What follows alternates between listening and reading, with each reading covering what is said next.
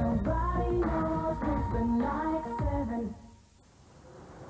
And I'm talking to you live from outside the fabulous Ritz Hotel here in Piccadilly, London. The Ritz Hotel gave rise to the adjective ritzy.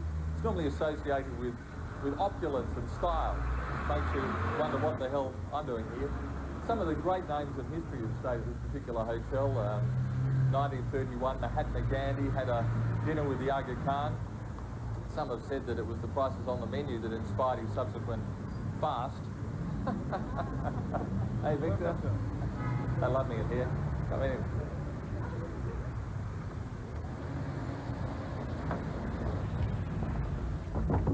And this is inside the magnificent Ritz Hotel, and you can see it is absolutely magnificent. Have a look up there. And this is the counter at which... Good afternoon. The counter at which some of the great names have checked in. People like Charlie Chaplin, Douglas Fairbanks, Pavlova, Melba, lemon meringue pie, chocolate with ice cream. The big names have been here. This place is so ritzy that you don't get a Gideon's Bible. You press a button and an apostle comes up and reads a chapter to you. Well, welcome for a very special edition of Tonight Live, lunch at the Ritz.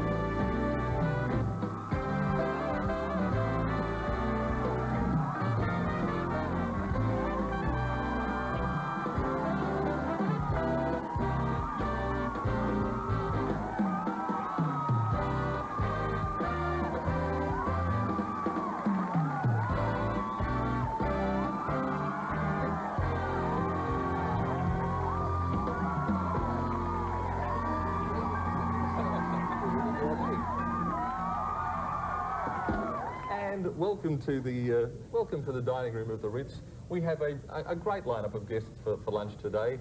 She's sold more than 20 million records. She's Australia's most successful vocalist ever.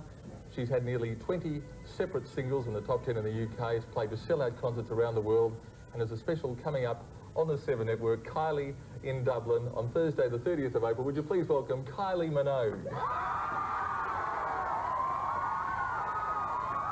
He is one of England's best-known show business identities. He's won awards, he's won medals, he's TV Personality of the Year for 7 years running. 10 years running. Who's counting? 68 years running. He was the Television Personality of the Year. He's Show Business Personality of the Year. He's interviewed a galaxy of stars from Rock Hudson, Sophie Loren, back again. Please welcome Terry Wogan. No, nobody's welcoming you. It's not exactly. Joanna A wave of Africans sweeping through Australia. She became famous as a karate kick Queen Purdy in the Avengers, but her career's expanded beyond that to acting, journalism and documentary production. In recent years, she was voted the woman most men would like to kiss, and Terry's going to test that a little later on. Joanna Lumley. Why didn't I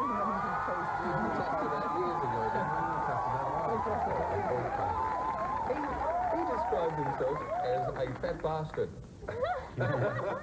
The rest of the world knows him as the very funny man from The Young Ones, Whoops Apocalypse, Whoops Apocalypse, Whoops Apocalypse. The Emmy Award-winning Alexi Sales staff, writer, performer, singer, and fat bastard. Would you welcome Alexi Sales? She's one of the most outstanding actresses. She's known as the Queen of the miniseries. She's won a Golden Globe Award, an Emmy. She's been voted the most beautiful woman in the world. Would you please welcome Jane Seymour? And from beauty to the beast, he's no stranger to this show, no stranger to London. In fact, he's fitted into the city like a cork into a champagne bottle. Our own Plenty Robbins.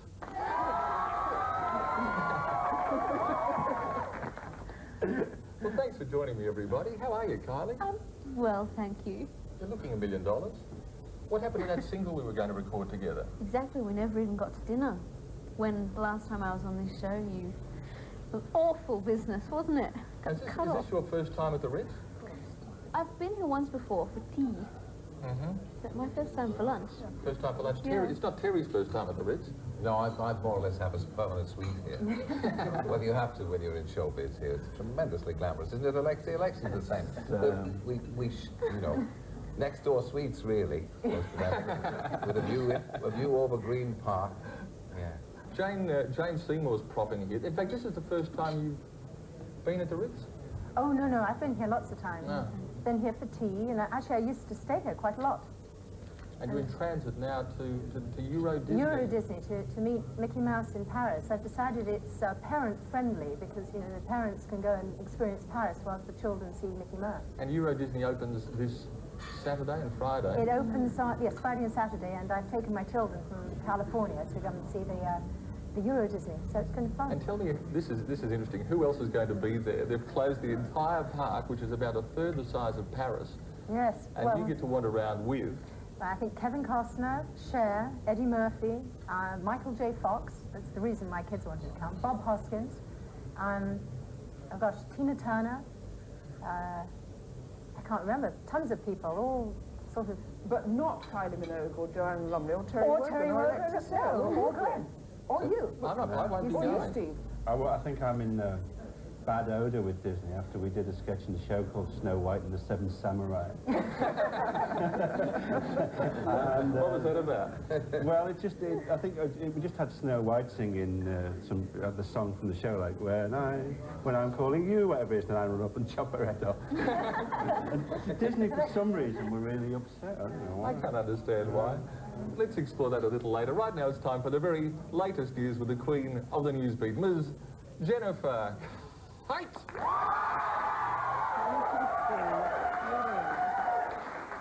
Good evening, everyone. Palestinians around the world are rejoicing tonight at the news that their leader Yasser Arafat is alive and well. Just hours ago, they feared he'd been killed when his plane was forced to crash land in the Sahara Desert. The PLO leader left Sudan to fly to a Palestine guerrilla camp in Libya. But the plane, with 3 crew and 9 other people on board, flew into a desert sandstorm. The pilot radioed that he would attempt an emergency landing, and moments later the plane disappeared from radar. With visibility down to a few hundred meters, searchers had to rely on ground crews and international satellites to try to pinpoint the wreckage. After 15 hours, an American satellite spotted Arafat's plane. The Americans then directed rescue planes to the spot. Reports on Tripoli radio say the pilot and 2 crew died in the crash, but a PLO spokesman who talked to Arafat by radio says apart from a few cuts and bruises, the Palestinian leader was fine. The news has been greeted with celebrations in the Gaza Strip and West Bank and by PLO supporters here in Australia. Yes, well, our enemies will be greatly disappointed, I'm sure, of this, and they would have loved that, you know, he's finished, but this is our hope that they will come one day to realize that they have to coexist with us. 7 people charged over the Iranian embassy raid remain in custody tonight, refused bail because a Canberra court was told their attack was part of an international conspiracy. Their court appearance took place as 300 pro-Iranian demonstrators protested over the consulate attack. The Iranians who'd come from around the country converged on Parliament House this afternoon, expressing their support for Iran and their anger at this week's attack on the Iranian embassy. As well as those involved, the protesters also condemned Australian authorities for failing to prevent the attack. They are very angry about this action. Everybody is surprised why the Australian government didn't act. But while most anger has been directed at police, a top-level inquiry is expected to find it was the Department of Foreign Affairs which effectively vetoed police advice to increase security at the embassy. The protesters called on the Australian government to ensure that all those responsible for the attack are brought to justice. The 7 people arrested so far were back in court again today. Refusing bail, Magistrate Michael Ward described the evidence as overwhelming. Not only were the offences very serious, he said, but they indicated some form of international conspiracy. The prosecutor told the court police were also investigating the theft of a large number of blank passports from the embassy. 10 workers from an Adelaide chicken factory ended up in hospital today. Emergency services converged on the plant following reports of dizziness and fainting among the staff. But there was no foul play involved, just foul air. The problem, a leaking tap on an ammonia pipe. The building was cleared and part of the street sealed off as firefighters moved in for the cleanup. In Texas, leaking natural gas set off an explosion so big it measured 4 on the Richter scale. The blast killed a 6-year-old boy when it shattered his family's mobile home. 10 other people were injured. Locals reported seeing a haze of gas near the main supply pipeline. They say a car drove through the vapor and... boom. It just blew up. Everything just... I didn't know what happened. I just kind of blacked out for a second or two. It left trees blackened, homes wrecked, and people dazed for 2 kilometres around. And there are financial shockwaves around the world tonight from the Tokyo share market plunge. The Nikkei index dropped to its lowest level for 6 years. That's bad news for Australia, since Japanese companies are our biggest buyers of coal, iron ore, beef and cotton. But business has been so good for one Japanese underwear company that it shouted a holiday down under for its workers, all 5,000 of them. The first wave of lingerie ladies flew in last night, all of them door-to-door sellers for the Charlie Underwear Company. If they sell enough, each woman gets an all-expenses-paid holiday. Sales of smalls must be big because so far they've filled 7 hotels, have 100 tour guides, and will spend close to $8 million during their 5-day stay. What sort of things do the tourists buy here? 日本人のお客さんはオパールとか剣道のデザインとかおしゃれなものを買います。 And if they like what they see, Charlie's girls could all be back next year. And that's our news tonight, Steve. I hope you have a wonderful lunch. And welcome back. The news read by one of the best news readers in the world, arguably the best news reader in the world. I'd like to talk to you, Jen, but unfortunately, we have no return sound here. In the meantime, back at the dining room at the Ritz, Terry Wogan's leading the stakes. He's throwing through the starter at a great rate of knots, followed closely by Joanna Lumley, and Jane Seymour's not doing too badly. We're going to take a break, and after the break, we'll be back to see who's the biggest pig at this particular table. Stick around, this is live.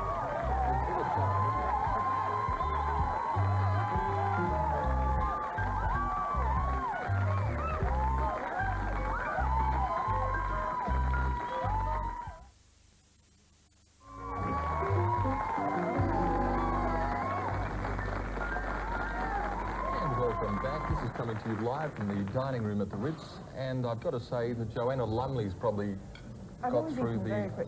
Joanna Lumley's cleaned up her plate quicker than anybody else. Well, she did pass on bits of a crab to me because she's a vegetarian, doesn't eat fish. And that's only... That's one of the least remarkably strange things about it. I do eat very quickly. Kylie, you've got a new album out? No? You've got a new... Start again. Try again. Are you thinking of putting a new album? Yes, how's it going so far, Jerry? I'm impressed. I don't mind it's pretty telling good. Any research went into that. Are you thinking about putting a new album out soon, Kylie? No. Films? Anything coming up on the film front? No, nothing. I'm just Would concerned you like with to get into a live show? Is there anything you'd really like to do? Because now's the time to discuss it. For God's sake, Kylie. No, I don't have an album out, but I have a video of the concert I did in... Oh, the concert, that's right. Yes, you knew it was something... That's right, it's the concert that's coming up on the 7 Network. That's right. In Dublin. Why did you choose to do a concert in Dublin? Why not? Why not? It was the last show of the tour, and we figured by then we'd probably have our act together to film it. And did you? Yeah, it worked out really well. And what was the distinguishing feature of this particular concert? Being in Dublin? Yeah. Nothing. It was pretty similar to the other shows, although Dublin, they were a good audience, they're very lively, loud. Let's have a look at Kylie in Dublin.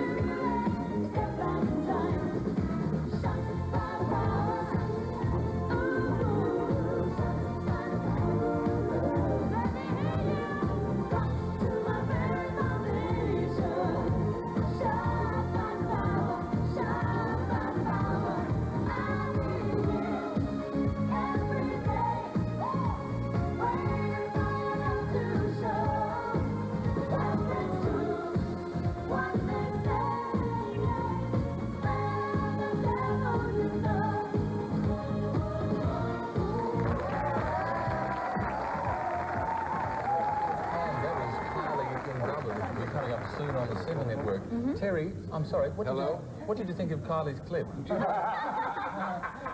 You might not interrupt me. I'm renewing acquaintance with a very distinguished actress with whom I have worked on many a time and oft on the television. And it ill becomes you, an interloper from the Antipodes, to come along a sticky nose in the middle of our asparagus. I apologise. And incidentally, one of the disadvantages of doing this in the first place is nobody can get a square meal, can they? We're trying to eat when we're off camera. The man over there has hardly got a piece of lettuce in his. You're not doing a bad job, though.